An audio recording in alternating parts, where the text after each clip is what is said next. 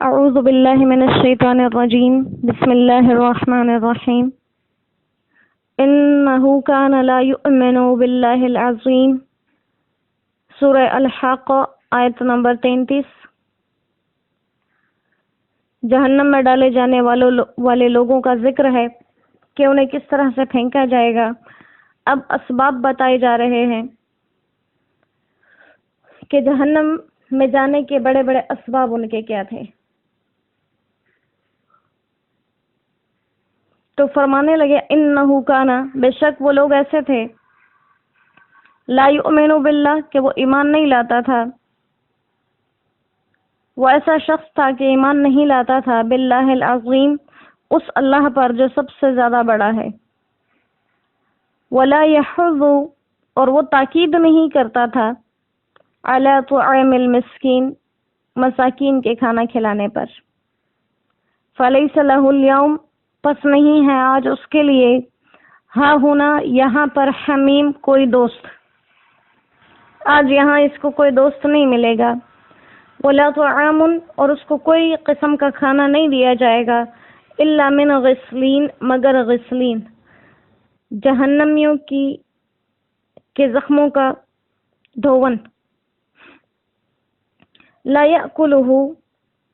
نہیں کھائیں گے اس کو الا الخاطئون مگر گناہگار، فلا اقسم پس میں قسم کھاتا ہوں بما تبصرون ان چیزوں کی جو تم دیکھتے ہو، وما لا تبصرون اور ان چیزوں کی جو تم نہیں دیکھتے، انہ لقول رسول کریم انہ لقول بے شک ایک پیغام ہے رسول کریم معزز پیغام لانے والے کا، بے شک یہ کہا ہوا ہے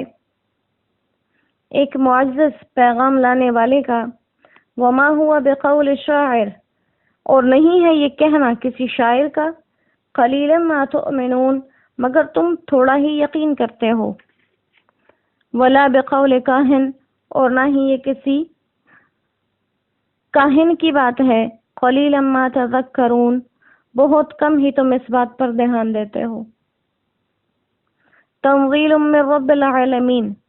تنزیل یہ اترا ہوا ہے من رب العالمین جہان کے رب کی طرف سے، صدق اللہ العظیم۔ تو جہنم میں جانے والے اسباب میں سب سے پہلا سبب بتایا انہ کان لا یؤمن، کہ سب سے پہلی چیز جہنم سے بچنے والی وہ ایمان ہے، جہنم سے بچنے کا دار و مدار ایمان پر ہے، ایمان ہوگا تو انسان جہنم سے نکل سکے گا، ایمان کے بغیر کتنے بھی اچھے اعمال کر لیں جہنم سے خلاصی کبھی بھی نہیں ملے گی، ان اعمال کا بدلہ مل جائے گا، جہنم سے خلاصی نہیں ملے گی۔ جہنم سے بچنے کا سب سے پہلا نسخہ کیا ہے کہ اللہ پر ایمان لایا جائے، اور اللہ کے ایمان میں یہ ساری چیزیں آ جاتی ہیں، جیسے آگے مساکین کے کھانے کا ذکر کیا، نماز روزے کا ذکر نہیں کیا، کیونکہ وہی سب چیزیں ایمان کے اندر آ جاتی ہیں، تو پھر اس سے آگے جو چیزیں تھیں ان کو ذکر کر دیا۔ حضرت معاذ بن جبل رضی اللہ تعالیٰ عنہ ایک حدیث مبارکہ بیان کرتے ہیں کہ میں ایک مرتبہ آپ صلی اللہ علیہ وسلم کے ساتھ کہیں سفر پہ جا رہا تھا اور سواری پہ آپ کے پیچھے بیٹھا تھا، تو آپ صلی اللہ علیہ وسلم نے مجھے مخاطب کیا، اے معاذ رضی اللہ تعالیٰ عنہ، میں نے جواب دیا، اے اللہ کے رسول میں حاضر ہوں، میں آپ پر قربان۔ تو آپ صلی اللہ علیہ وسلم فرمانے لگے کہ کیا تم جانتے ہو کہ اللہ کا کیا حق ہے بندوں پر اور بندوں کا کیا حق ہے اپنے اللہ پر؟ تو میں نے جواب دیا جیسے صحابہ کرام رضوان اللہ علیہ مجمعین کی عادت تھی کہ اللہ اور اس کے رسول ہی بہتر جانتے ہیں۔ تو آپ نے ارشاد فرمایا کہ اللہ کا یہ حق ہے بندے پر کہ اس کا بندہ اس کے ساتھ کسی کو شریک نہ ٹھہرائے، یہ اللہ کا حق ہے، جو تمام چیزوں کا تنہ تنہا بنانے والا، پالنے والا، سجانے سنوارنے والا ہے، تو حق بھی اس کا یہی ہے کہ اس کے ساتھ کسی کو شریک نہ مانا جائے۔ اور اللہ کا حق یہ ہے، بندے کا حق یہ ہے اللہ پر کہ جو بندہ شرک نہ کرتا ہو، جو بندہ شرک نہ کرتا ہو، اسے جہنم کے عذاب سے محفوظ رکھے۔ یہ بندے کا حق ہے اللہ پر۔ اور ایک دوسری حدیث مبارکہ کے اندر، یہی حدیث طویل ہے اور ان الفاظ کے ساتھ آخری بات ہے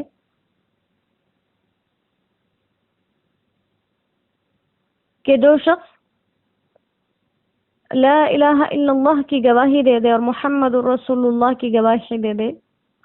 اس کو جنت میں داخل کر دے۔ تو حضرت معاذ رضی اللہ تعالیٰ عنہ فرماتے ہیں، میں نے پوچھا یا رسول اللہ، کیا میں یہ بات لوگوں تک پہنچا دوں؟ آپ نے فرمایا نہیں، پھر وہ صرف اسی پر توکل کر کے بیٹھ جائیں گے، عمل نہیں کریں گے، صرف کلمہ پڑھیں گے اور باقی اعمال نہیں کریں گے، نماز روزہ زکوٰۃ حج سب چھوڑ دیں گے، جس کی وجہ سے نقصان ہوگا، انہیں فائدہ نہیں ہوگا۔ کلمے کی وجہ سے جہنم سے تو نکل آئیں گے، لیکن جہنم میں کتنا عرصہ رہیں گے یہ معلوم نہیں۔ تو اس لیے یہاں پر کہا کہ جہنم سے نکلنے کی سب سے پہلی شرط کیا ہے کہ ایمان ہو۔ اگر ایمان نہیں ہے تو وہ سیدھا انسان جہنم میں جائے گا۔ اور پھر اس کے ساتھ ساتھ وَلَا يَحُضُّ عَلَىٰ طَعَامِ الْمِسْكِينِ، مساکین کے کھانا کھلانے پر خود تو کھلاتا ہی نہیں تھا، کسی دوسرے سے کہتا بھی نہیں تھا۔ تو آج کے دن یہاں پر وہ اسی طرح سے اکیلا بے آسرا ہے، جیسے دنیا میں اس نے بے آسرا لوگوں کی پرواہ نہیں کی، آج یہاں اس کی پرواہ نہیں کی جائے گی، یہاں اس کا کوئی دوست نہیں ہوگا۔ وَلَا طَعَامٌ إِلَّا مِنْ غِسْلِينٍ، اور ایسا پانی اس کو ملے گا جس سے جہنمیوں کے زخموں کی پیپ وغیرہ دھوئی جائے گی۔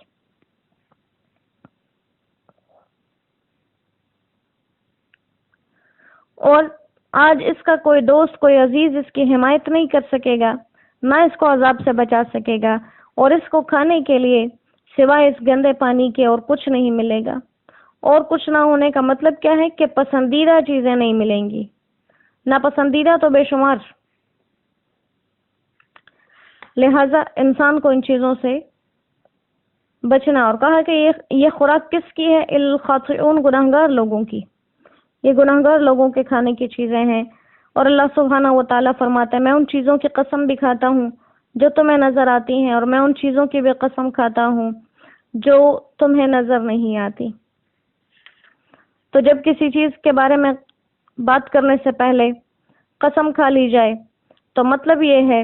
کہ آگے آنے والی بات بہت ہی اہمیت کے حامل ہے۔ تو کہا میں ان چیزوں کی قسم کھاتا ہوں جنہیں تم دیکھتے ہو، مطلب آپ صلی اللہ علیہ وسلم، کیونکہ آپ نظر آتے تھے، موجود ہوتے تھے وہاں لوگوں کے سامنے۔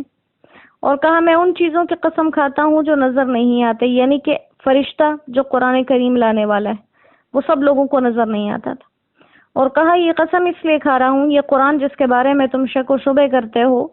کہ یہ خود سے بنا لیا کسی نے لکھ دیا، ایسا نہیں ہے۔ یہ قرآن اللہ کا کلام ہے اور ایک معزز فرشتے کا لایا ہوا ہے۔ انہ لقول رسول کریم،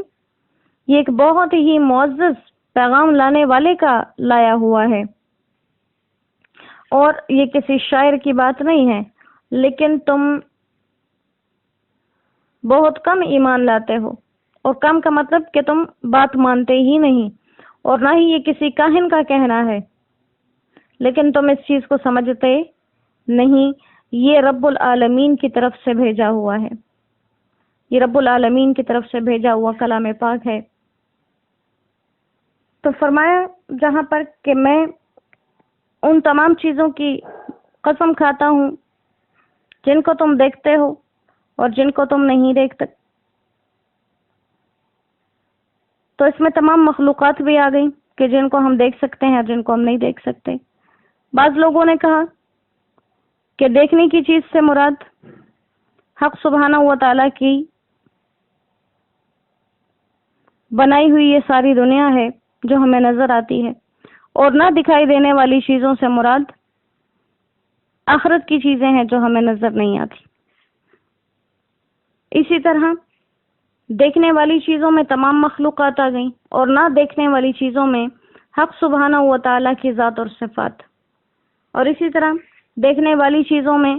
جو نظر آتے ہیں ان میں آپ صلی اللہ علیہ وسلم، اور جو نظر نہیں آتے ان میں حضرت جبریل امین مراد ہیں۔